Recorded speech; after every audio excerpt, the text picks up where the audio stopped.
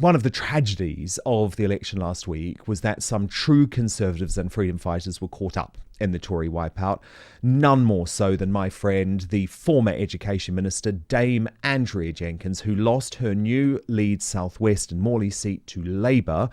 But it was the Reform UK candidate that came in third after what was a dirty and bitter campaign. And I have to say, Andrea, I was absolutely gutted for you, because you are just the sort of MP that the Conservatives need in order to save the party. How are you feeling? I'm feeling fine, to be honest, Dan. I've always been optimistic. I absorbed the shock. I honestly thought I was going to do it in the first 48 hours, and just planning my next move now. I think whatever's put in your path, you're meant to deal with it and with a smile on your face and get on with the next steps. Absolutely. And at least, Andrea, you know this was not about you. It wasn't about what you were like as a local MP. I mean, in fact, you maintained a very strong local vote. But what was going on with Reform? Because I thought you were mates with the Reform UK party. I thought they wanted So did you. I. Yeah, I thought they wanted you, didn't they? But they seemed Yeah. to quite... Well, what happened? It got very dirty and very messy and very bitter.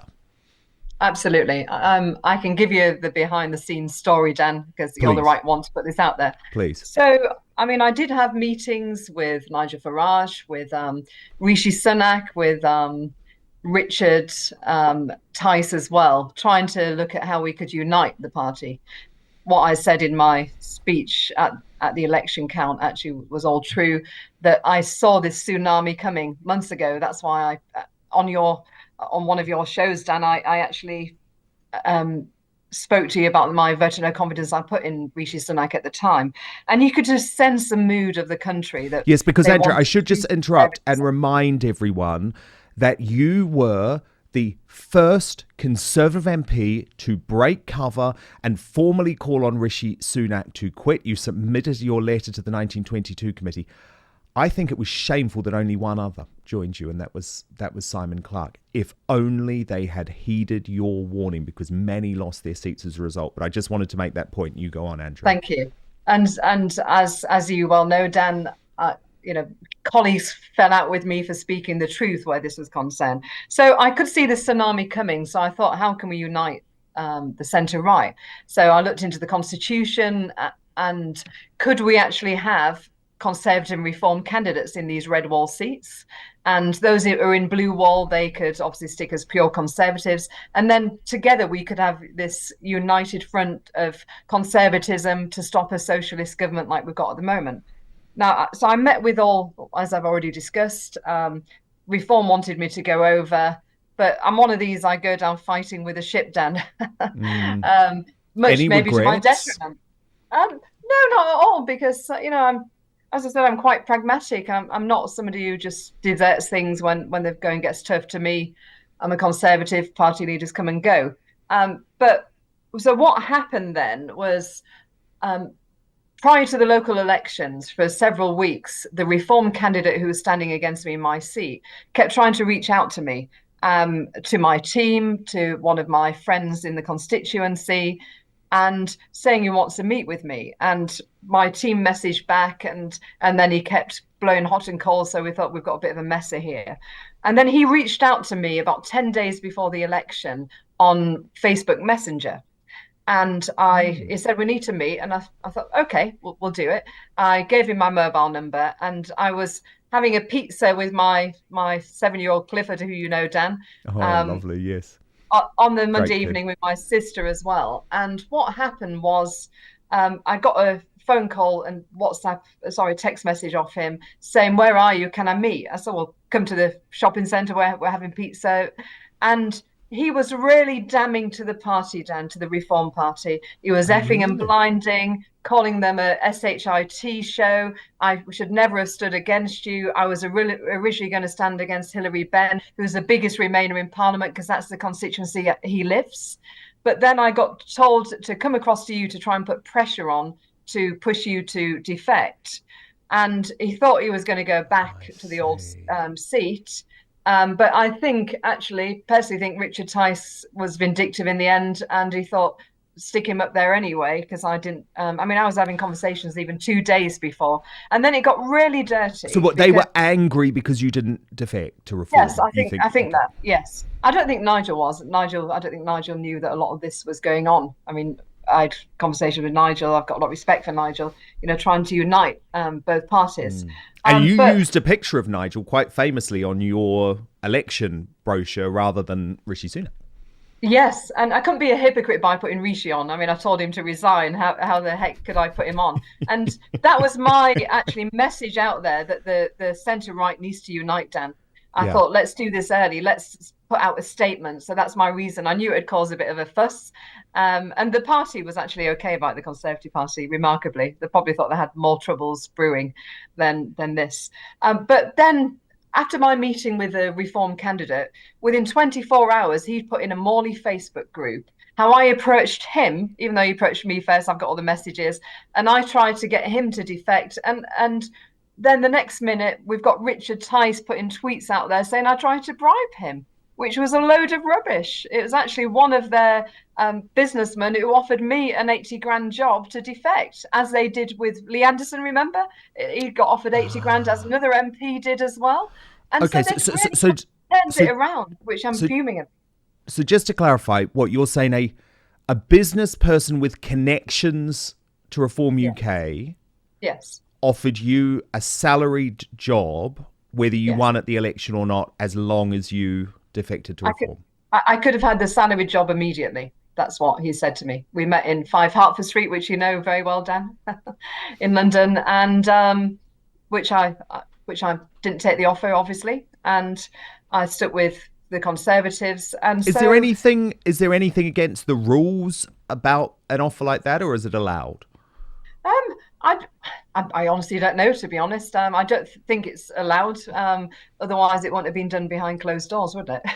Yeah. But regardless of that, it left a really bad taste in my mouth the way Tice took to social media. His girlfriend took to social media on election day of me with a picture of my yellow dress sticking my finger up at all the lefty mob, and so it got quite dirty. And so Yeah. I And was by very the way, sad I about think you should be proud of that moment, Andrea. It's one of my favorite moments of yours when those idiotic lefty protesters were yelling out what obscenities to you, and you just thought, and you stuck your finger up. I loved that. it. And you were the only one who had let interview me on this, if you remember, Dan. Yes, I do. I do remember that was the first time we met, actually, after that. But look, I think another really important thing that I just want to get a bit more detail on, because I think Yes. this will matter for the history books, if I'm honest, Andrea. So you're saying that you offered Rishi Sunak directly the opportunity to form some form of alliance with Reform UK, and I Yes. believe he did meet you to Oh yes, discuss this. I had several phone conversations. I met his PPS. I was working with Andy Wigmore, one of the 4 bad boys of Yes. Brexit, a good friend of mine. He spoke to Rishi's PPS as well, who then turned out to get involved in the gambling stuff, if you recall, over the election. Was that And Craig Williams? Is that who that was? yes, Yeah. absolutely. And I met with him personally. I even did a big sort of presentation, not a PowerPoint, on what I think we need to do to save conservatism and how we need to sort of bring Nigel into this, how we need a major cabinet reshuffle to with some red meat in there, have the likes of Pretty as Deputy Prime Minister instead of that useless Dowden who doesn't connect with people. So Yeah. What did he ever and do? I even got the part of the Constitution, because I got a constitutional expert to look at this. What would we need to do in the party to do this?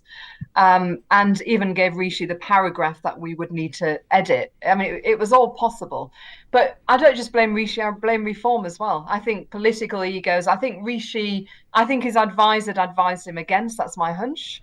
And I did get a call off Rishi when he after the election. I got one on Sunday apologising. I think every MP did who lost their seat. What did he say to you? Well, I won't go into much detail, Dan. It's not fair, but I did bring up about our meeting and why the hell did he call an election? How ridiculous was that? We should have lowered taxes in the autumn statement. We should have done this major cabinet reshuffle, made friends with reform, then go into an election. We went so unprepared. It was just crazy. As you see, it was political suicide.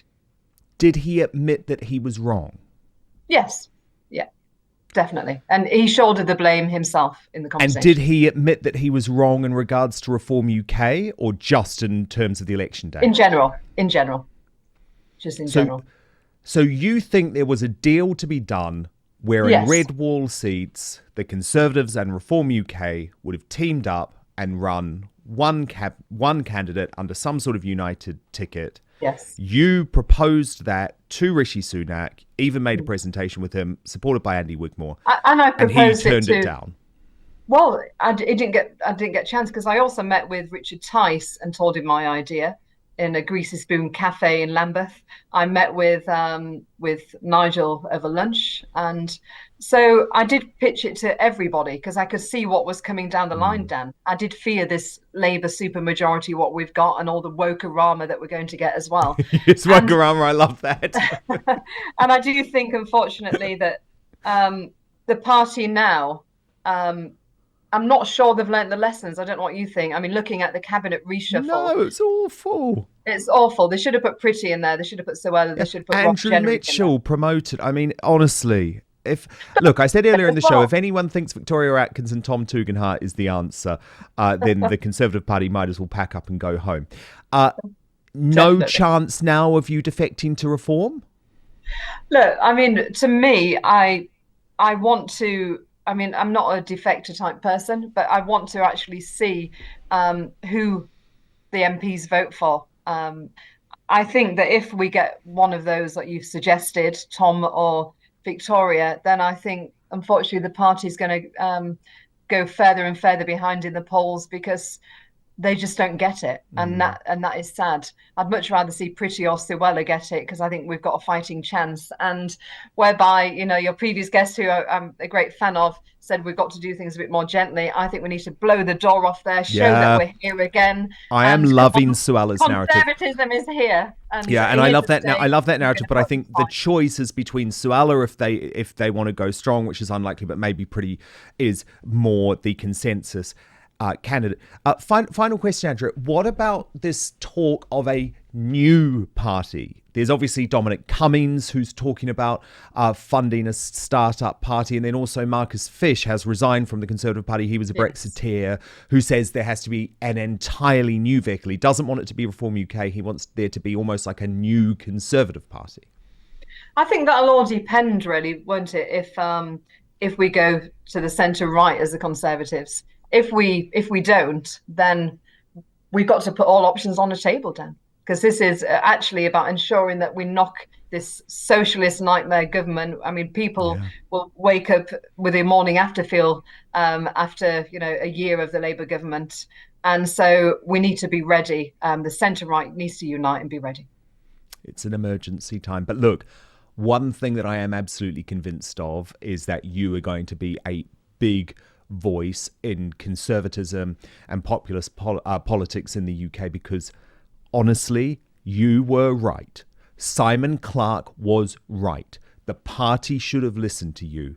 They chose to ignore you, but history will show that you warned the MPs. And as a result, I think you will be a big part of the rebuild, whether it's of the Conservative Party or a new movement of the right. I guess that is the question. So Dame Andrea Jenkyns, so lovely to have you, former Tory Education Minister. Thank you so much for watching Dan Wootton Outspoken. Please do subscribe if you want lots more clips and interviews like that. Plus, if you want to watch our totally uncensored after show, then visit www.outspoken.live.